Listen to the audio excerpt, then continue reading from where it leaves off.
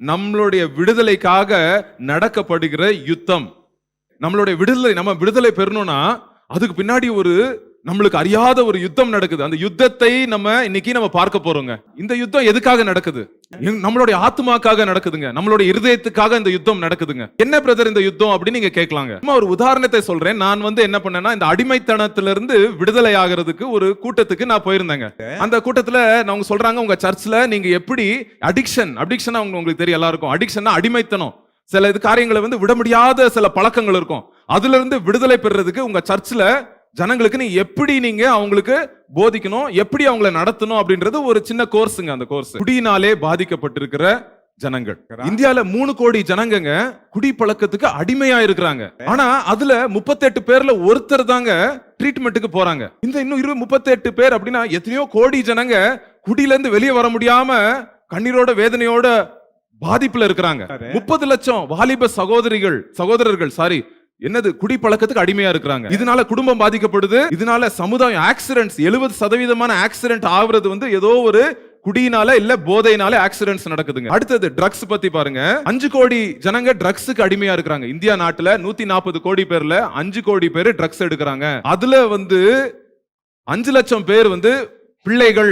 எந்த அளவுக்கு நம்ம நாட்டுல நம்ம கண்ணு முன்னாடியே நடக்குதுங்க. இதுங்கெல்லாம் நம்ம டெய்லி பாக்குறோங்க. இதோட பின்விளைவுகளை பாக்குறோங்க நம்ம. அடுத்தது பாருங்க, பாலியல் அடிக்ஷன், செக்ஷுவல் அடிக்ஷன் அப்படின்னு சொல்லுவாங்க. அதுல இந்தியா உலகத்திலே 3வது இடத்துல இருக்குதுங்க. இதுக்கு யாரும் ட்ரீட்மெண்ட்டே எடுக்க மாட்டாங்க. இதுக்கு யாரும் சர்ச்சில் ஐயா எனக்காக ஜோம் பண்ணுங்க, இந்த காரியத்துக்காக ஜோம் பண்ணி யாரும் சொல்ல மாட்டாங்க. ஏன்னா இது அவமானத்துக்குரிய காரியம். இதை பார்த்தா எல்லாம் கேலி பண்ணுவாங்க, சிரிச்சிருவாங்க. அதனால யாரும் வெளியே சொல்லவே மாட்டாங்க. இது ஒரு அடிமைத்தனம்னா என்ன?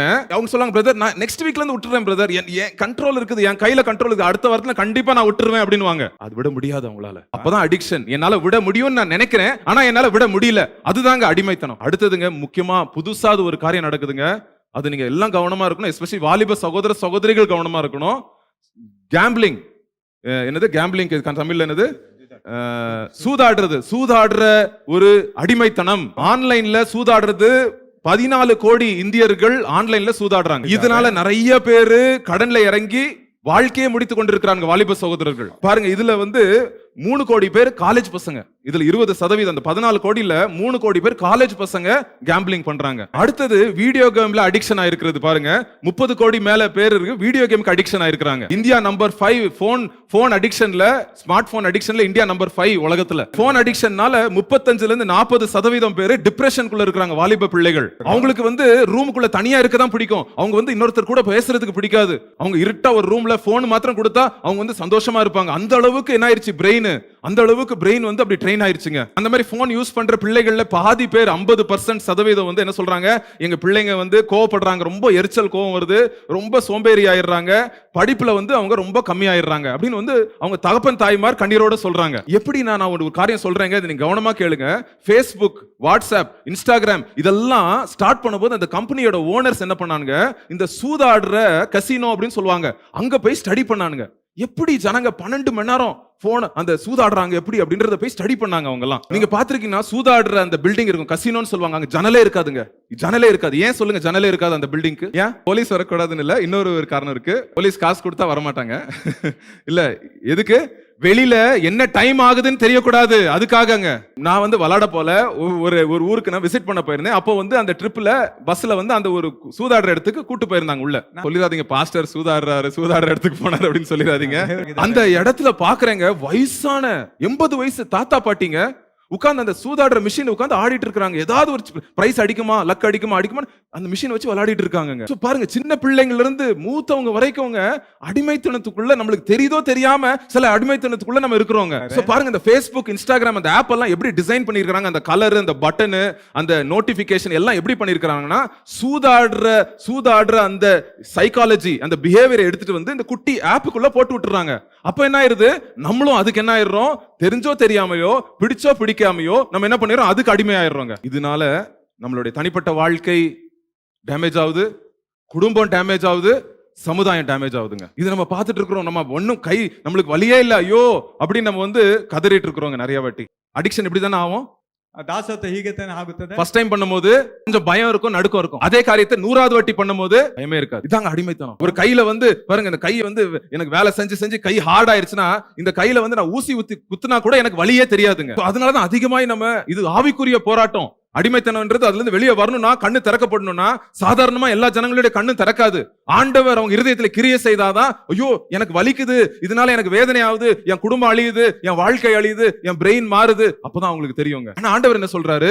நான் உனக்கு ஒரு புதிய இருதயத்தை கொடுப்பேன், ஒரு புதிய ஆவியை உனக்கு கொடுப்பேன். பிசாசு எந்த அளவுக்கு பேரம் பேசினாலும், பிசாசு எந்த அளவுக்கு தடை செய்தாலும், எப்படி ஆண்டவர் வந்து உங்களை விடுதலை கொடுக்க போறானா, ஓங்கிய கையை வைத்து உனக்கு நான் விடுதலை கொடுக்க போறேன் அப்படின்னு ஆண்டவர் சொல்றாருங்க. ஒரே ஒரு கோரிக்கைங்க. இது எவ்வளவு அருமையான ஒரு கோரிக்கை பாருங்க. இன்னைக்கு இதாங்க ஆண்டவர் நம்மட்டையும் எதிர்பார்க்கிறாருங்க. பிரதர், அடிமைத்தனத்திலிருந்து எங்க பிரதர் வரணும் நானு அப்படின்னு நீங்க கேட்கலாம். ஆமா பிரதர், ஆண்டவர் வந்து எனக்கு விடுதலை கொடுக்கணும்னு ஆசைப்படுறேன்னு நினைக்கிறீங்க. விடுதலை கொடுத்து நான் என்ன பண்ணணும்னு ஆண்டவர் ஆசைப்படுறாரு. நீ பார்வோன் இடத்துல போய் எனக்கு ஆராதனை செய்ய என் ஜனங்களை அனுப்பிவிடு. இங்கிலீஷ்ல அழகா போட்டிருக்கீங்க, let my people go. Let my people go. ஏன் ஜனம் அது? அந்த 430 வருஷம் கஷ்டத்துல இருக்காங்களே, அவங்க ஏன் ஜனம், ஏன் ஜனத்துக்கு நீ விடுதலை கொடு அப்படின்னு வந்து பார்வோனை பார்த்து சொல்றாரு. எதுக்காக? எதுக்கு ஆண்டவர் நம்மளுக்கு விடுதலை கொடுக்கணும்? எதுக்காக? அதே வசனத்துல ஆன்சர் இருக்கு. எதுக்காக?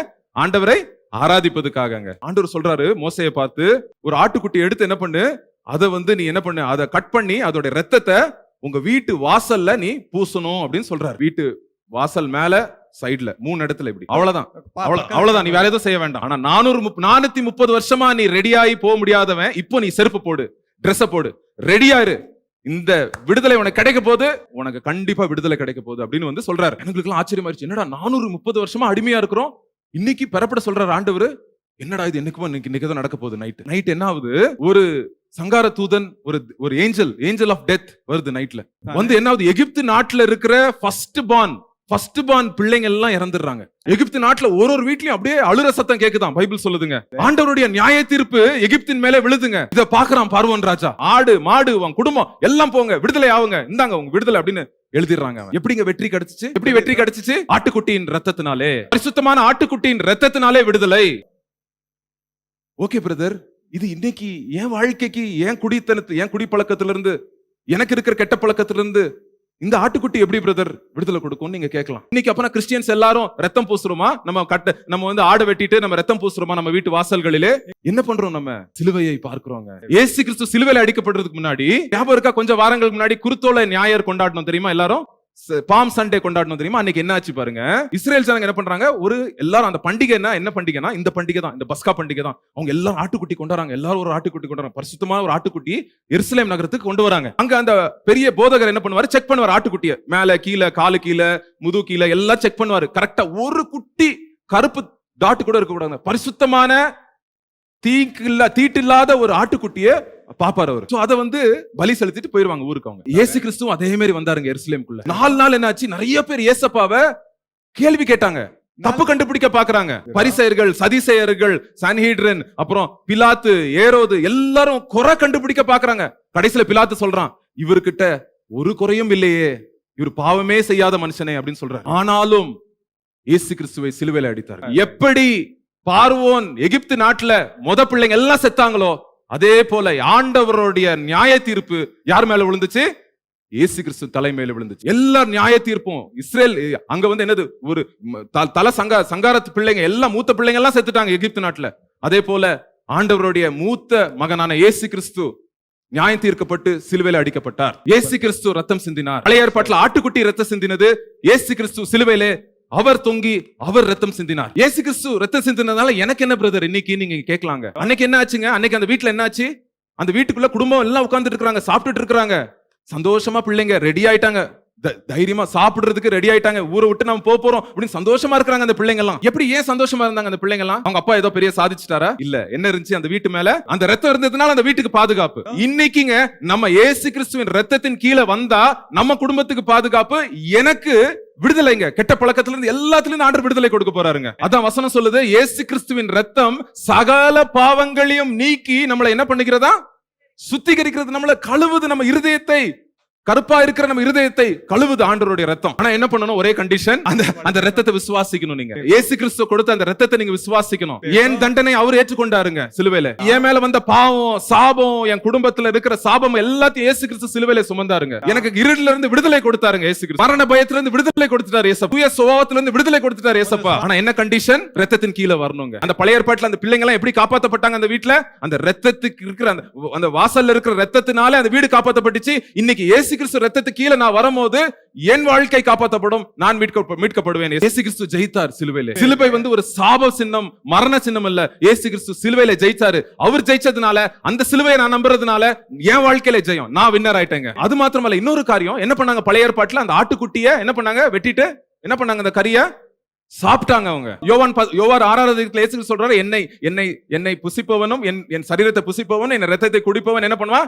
என் கூட வந்து பங்கா இருப்பான் ஆண்டவர் சொல்றாரு. அப்படின்னா ஏசப்பாவை நம்புறது மாத்திரம் இல்ல, ஏசப்பாட்ட டெய்லி நான் பெலத்துக்கு போகணும். ஆண்டவரே, எனக்கு இந்த கெட்ட பழக்கம் இருக்கு, உங்களுடைய ரத்தத்தினால எனக்கு விடுதலை கொடுத்துட்டீங்க, எனக்கு இன்னைக்கு ஃப்ரீடம் வேணும், ஃப்ரீடம் ஃப்ரம் அடிக்ஷன்.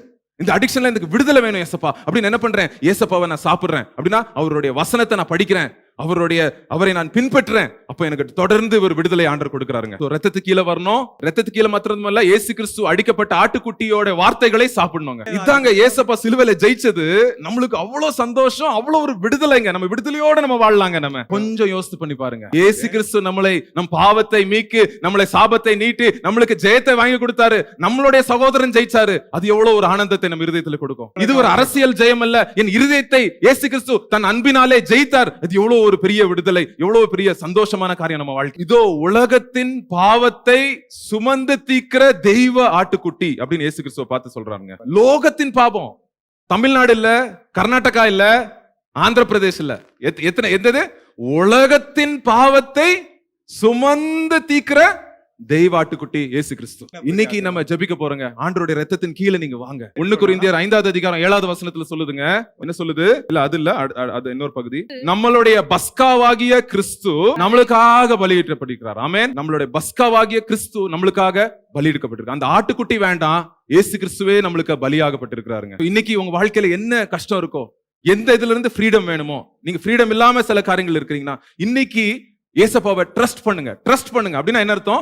இயேசு கிறிஸ்துவின் ரத்தம் சகல பாவங்களையும் நீக்கி என்ன புதுசாக்கும் அப்படி நீங்க விசுவாசிங்க. நீங்க ஒருவேளை நீங்க பேட் ஹாபிட்ஸ் கெட்ட பழக்கங்களுக்கு, வெளியே தெரிய முடியாத கெட்ட பழக்கங்களுக்கு நீங்க மாட்டிக்கொண்டு இருக்கிறீங்கன்னா, இன்னைக்கு ஏசப்பாவை பார்த்து சொல்லுங்க. மனுஷன்ட்ட சொல்லாதீங்க. ஏசப்பாவை பார்த்து, ஏசப்பா உங்களுடைய ரத்தத்தால என்ன கழுவுங்க, எனக்காக நீங்க அடிக்கப்பட்டீங்க, என்னுடைய பாவத்தை நீங்க ஏற்றுக்கொள்ளுங்க, உங்களுடைய பரிசுத்தத்தை நான் இன்னைக்கு வாங்கிட்டு நான் இங்க இருந்து போறேன் அப்படின்னு நீங்க சொல்லுங்க. ரெண்டாவது, அந்த ஆட்டுக்குட்டியோட கறியை சாப்பிட்டது போல, ஏசப்பா உங்களுடைய வசனத்தை நான் சாப்பிட போறேன் ஆண்டவரே, உம்மை நான் புசிக்க போறேன் ஆண்டவரே, நீர் எனக்கு பலத்தை கொடுப்பீங்க, இன்னைக்கு நான் இங்க இருந்து போறேன், எனக்கு நீங்க பலத்தை கொடுப்பீங்க அப்படின்னு நீங்க ஜெபிங்க.